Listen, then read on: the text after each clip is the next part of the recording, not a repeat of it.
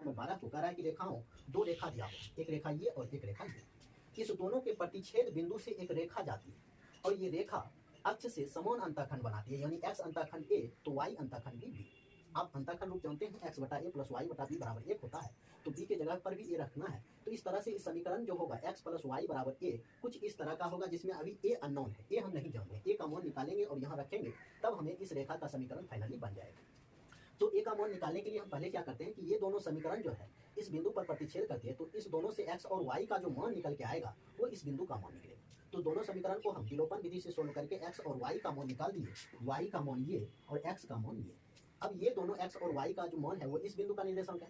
अब ये बिंदु जो है इस रेखा पर है, यानी ये बिंदु x और y का मान इसको भी संतुष्ट करेगा। तो समीकरण 3 में फिर से x और y का मान निकाल रख दिए, जिससे a का मान निकला, और यही a का मान इस समीकरण पर उठा के रख देंगे। तो समीकरण ये फाइनली हमारे पास अभी a जो अननोन था उसका मान 6/13 आ गया। तो फाइनल आंसर हमारा